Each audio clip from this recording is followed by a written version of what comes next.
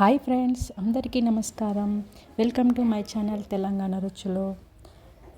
ఈరోజు నేను కోడిగుడ్డు పులుసు అయితే చేశాను. సో దీనికి కావాల్సిన పదార్థాలు అయితే చెప్పేస్తాను.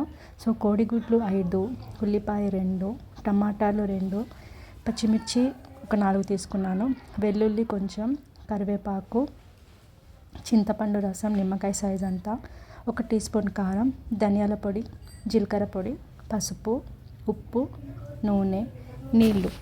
సో తయారీ విధానం అయితే చూసేద్దాం. సో ముందుగా నేను ఒక 5 గుడ్లు అయితే ఉడికించి పక్కన పెట్టుకున్నాను. ఇప్పుడు కడాయిలో 2 టేబుల్ స్పూన్ నూనె వేడి చేసి అందులో జీలకర్ర, కరివేపాకు, వెల్లుల్లి వేసి కొంచెం వేపాను. ఇందులోనే కొంచెం ఉల్లిపాయ ముక్కలు కూడా వేసి బ్రౌన్ కలర్ అయ్యే వరకు వేయించాను. చాలా అంటే చాలా ఈజీ అండ్ చాలా టేస్టీ కూడా వచ్చింది కర్రీ అయితే. సో కొంచెం ఉల్లిగడ్డలు వేగిన తర్వాత ఇందులో నేనైతే కొంచెం అల్లం వెల్లుల్లి పేస్ట్ వేసాను. సో అది అయితే స్కిప్ అయిన వీడియో, మీరైతే కావాలనుకుంటే వేసుకోవచ్చు. సో నేనైతే ఇందులో టమాటా ముక్కలు అయితే వేసుకున్నాను, పచ్చిమిర్చి, టమాటా. ఇవి కొంచెం టమాటాలు మెత్తగా అయ్యే వరకు కలిపానండి. సో టమాటాలు మెత్తగా అయ్యే వరకు కలిపితే పులుసు అనేది చాలా బాగా టేస్ట్ వస్తుంది.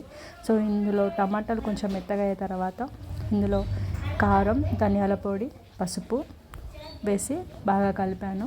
సో ఇవి కొంచెం మగ్గిన తర్వాత నేనైతే ఇందులో నిమ్మకాయ సైజ్ అంతా చింతపండు రసం అయితే పోసుకున్నాను. ఇందులో నేనైతే కల్లుప్పు వాడానండి. సో మీరు కావాలనుకుంటే మెత్తటి ఉప్పు కూడా వాడచ్చు. పులుసులకి, మసాలా కర్రీ, చికెన్, నాన్ వెజ్లకి కల్లుప్పు వేస్తే టేస్ట్ అనేది చాలా బాగా కుదురుతుంది. సో నేనైతే కల్లుప్పు వేసాను, నాకు పర్ఫెక్ట్గా సరిపోయింది. సో మీరు టేస్ట్ని బట్టి కారం, ఉప్పు అయితే వేసుకొని, మేము కొంచెం స్పైసీగా తింటాం కాబట్టి కొంచెం కారం అనేది ఎక్కువ వేసాను. సో నిమ్మరసం, చింతపండు 2 రసం, నిమ్మకాయ సైజ్ అంతా చింతపండు రసం వేసాక అందులో కల్లుప్పు వేసుకున్నాను. తర్వాతకి గ్లాస్లో నీళ్ళు అయితే పోసాను. అవి కొంచెం మరిగిన తర్వాత నేనైతే చింతపండు రసం ఒక 1.5 గ్లాస్ వాటర్ అయితే పోసి మరిగించాను.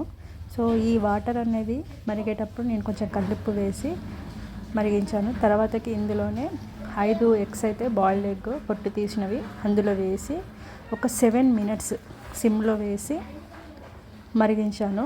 సో లాస్ట్కి నేను కొత్తిమీర వేసి కర్రీ అయితే దింపేశాను.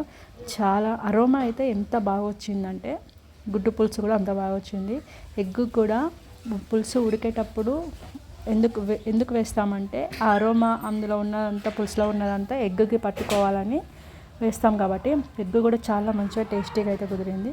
సో లాస్ట్ స్టవ్ అయితే బంద్ చేసి వేడి వేడి అన్నంతో తింటే సూపర్గా ఉంటుంది. సో ఈ వీడియో కనుక మీకు నచ్చితే లైక్ చేయండి, షేర్ చేయండి, కామెంట్ చేయండి. మరిన్ని రెసిపీస్ కోసం ప్లీజ్ అన్ని నా ఛానల్ అయితే సబ్స్క్రైబ్ చేసుకోండి. Thank you for watching. Bye.